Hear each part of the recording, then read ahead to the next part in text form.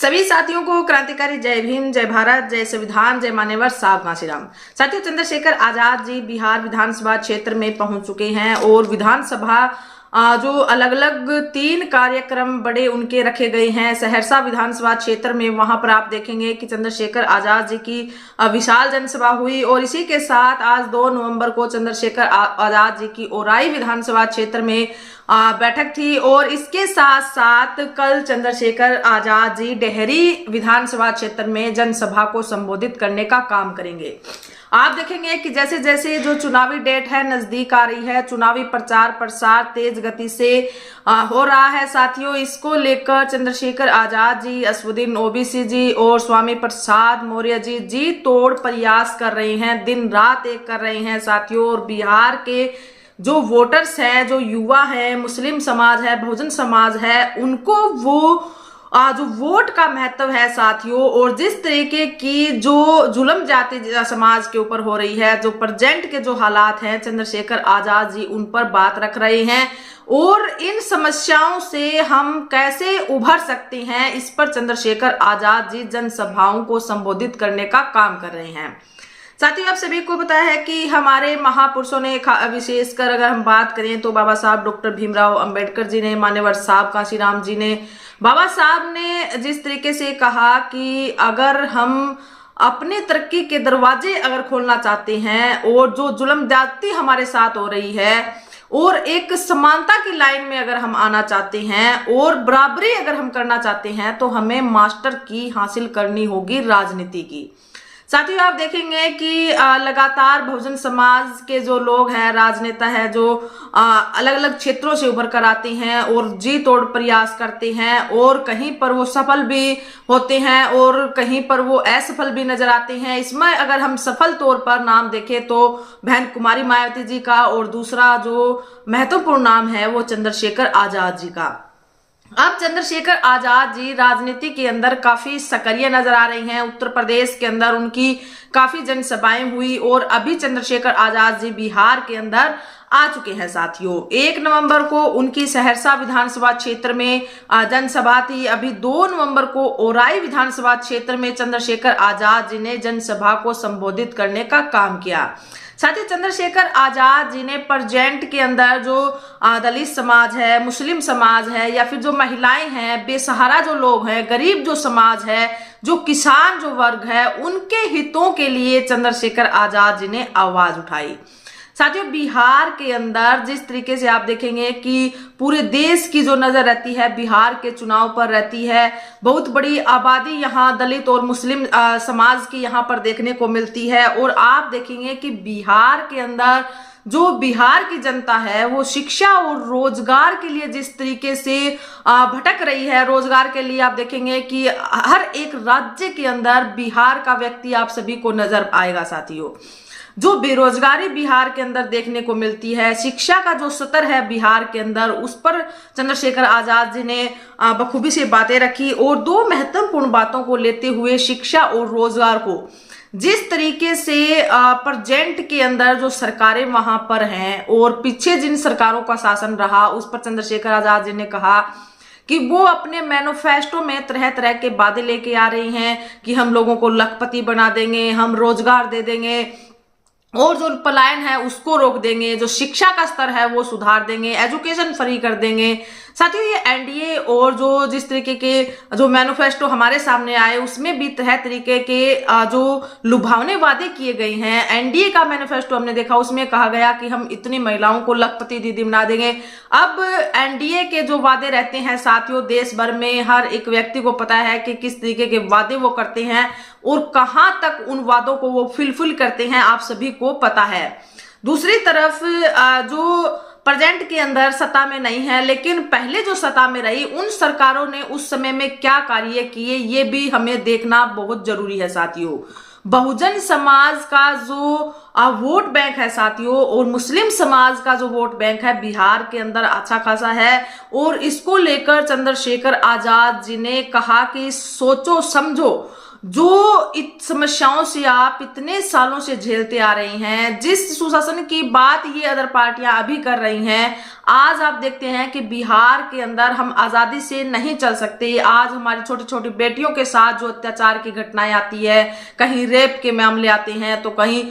Murder जैसे मामले हमारे सामने आते हैं। आज आजादी से हम सड़कों पर चल नहीं सकते, फिर हम कैसे सुशासन की बात कर सकते हैं साथियों। पलायन रोकने की बात है तो जो प्रेजेंट के अंदर सरकार है या जिनकी सरकारें पहले रही, उन्होंने पलायन रोकने के लिए क्या कुछ विशेष प्रावधान किए। पलायन जो है वो दिन ब दिन जिस तरीके से बढ़ रहा है, जो गरीब आदमी है वो काम की तलाश में एक स्थान से दूसरे स्थान पर जा रहा है, और उनके साथ साथ उनके बच्चों की एजुकेशन भी प्रभावित हो रही है साथियों। जिस तरीके से बेरोजगारी की जो मार एक हर व्यक्ति पर पड़ रही है, वो भी एक सोचने का विषय है। चंद्रशेखर आजाद जी ने कहा कि जिस तरीके से वो नगीना से सांसद बने, और हमने सांसद बनने से पहले भी, चाहे फिर वो किसान आंदोलन की बात हो, पहलवान बेटियों की बात हो, गरीब समाज, मुस्लिम जो समाज है, अल्पसंख्यक जो समुदाय है, बेसहारा जो लोग हैं, गरीब जो समाज है, महिलाएं जो है समाज के अंदर, ओबीसी पिछड़ा वर्ग जो है, उनके हक अधिकारों के लिए जब भी कोई बात आती है, जब भी कोई मुद्दा आता है, तो हम सबसे पहले आवाज उठाने का काम करते हैं साथियों। इसमें काफी मुद्दों पर चंद्रशेखर आजाद जी ने जिक्र किया। किसान आंदोलन, पहलवान बेटियों का जो मुद्दा चला, एनआरसी सीए को लेकर जो मुद्दा हुआ, और जो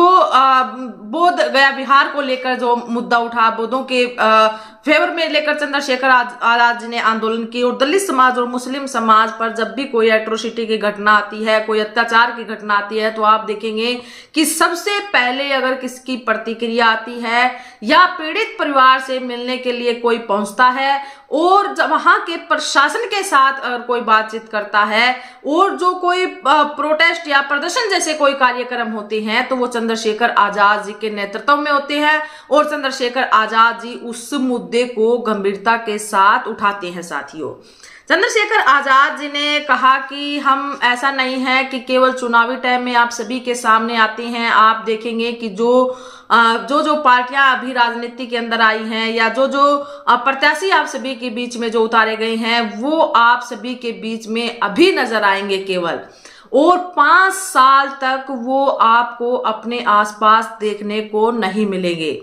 आप देखेंगे कि इसमें जो दलित समाज के जो नेता है चंद्रशेखर आजाद जी, आपका अपना भाई, आपका अपना बेटा चंद्रशेखर आजाद, आप सभी के बीच में हमेशा से राजनीति में आने से पहले भी आप लोगों की आवाज को सड़कों पर उठाने का काम किया है, और राजनीति में आने के बाद बखूबी से लोकसभा के अंदर आप सभी की बात को वो उठाते हैं, चाहे फिर वो कोई भी मुद्दा हो, उसको लेकर चंद्रशेखर आजाद जी ने हमेशा आवाज उठाने का काम किया है। इसलिए जो लोग अभी आपके बीच में आ रहे हैं, केवल वो मैनिफेस्टो में जो चुनावी वादे जो लेकर आ रही हैं, वो केवल अभी आप सभी के बीच में आएंगे, लेकिन आने वाले 5 साल तक वो आपके किसी भी दुख दर्द में, किसी भी अत्याचार की घटना के समय में, किसी भी आपके हक अधिकार के जो हनन की बात आती है वहां पर, तो वो आप सभी के बीच में आपको नजर नहीं आएंगे। इसलिए आप अपने बीच के प्रत्याशी को, आप सबको अपने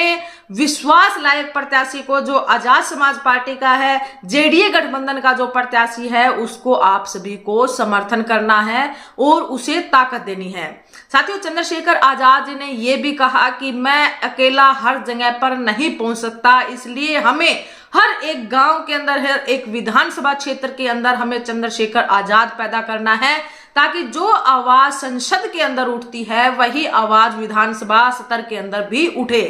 जो बातें, जो मांगे हम लोकसभा के अंदर उठाते हैं, वही मांगे हमारे मुद्दों को, हमारी समस्याओं को विधानसभा में भी उठाने वाला कोई होना चाहिए। और वो मात्र केवल वही व्यक्ति हो सकता है जो आपकी समस्याओं से बखूबी से परिचित है और उनको जानता है, ना कि केवल जिसने केवल एक पर्चे में लिखकर उनसे जो कराटा लगाया हो और उसे ज्ञान कुछ भी ना हो। इसलिए आप उस प्रत्याशी को वोट करें जो जेडीए गठबंधन का है। साथियों, इसी के साथ साथ चंद्रशेखर आजाद जी ने कहा कि जो वोट की ताकत है वो आप सभी को पहचाननी होगी, क्योंकि वोट की जो ताकत है साथियों वो बहुत बड़ी ताकत है।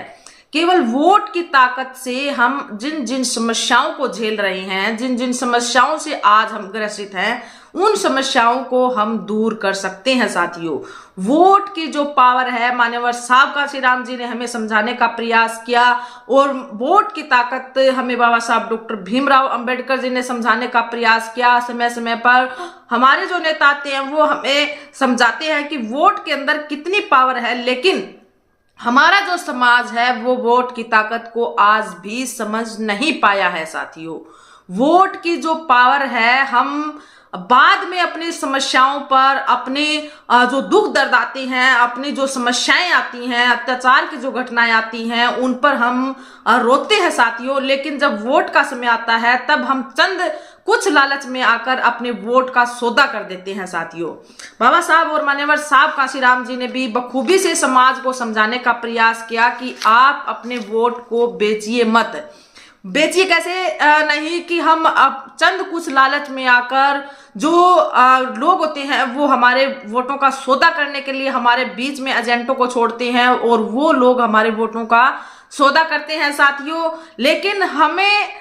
हमारे 5 साल और आने वाले हमारे बच्चों का भविष्य देखना है, और हमें चंद लालच में ना आकर हमें अपने आने वाले भविष्य के बारे में सोचना है साथियों। लगातार जिन समस्याओं से हम ग्रसित हैं, अगर उन समस्याओं से हमें निजात पानी है तो हमें वोट की पावर को समझना होगा, और सही और उचित जगह पर हमें वोट करना होगा साथियों। इसमें साफ साफ शब्दों में कहें तो मुझे कोई दो राय नहीं है कहने में, चाहे कोई भी पार्टी हो, खासकर आपके जो भाई हैं, चंद्रशेखर आजाद जी हैं या असदुद्दीन ओवैसी जी हैं, स्वामी प्रसाद मौर्य जी हैं, बहन कुमारी मायावती जी हैं, जो दलित समाज के नेता हैं, वही केवल आपका उद्धार कर सकती हैं। कोई भी व्यक्ति, कोई भी राजनीतिक दल आपका उद्धार करने वाला नहीं है साथियों।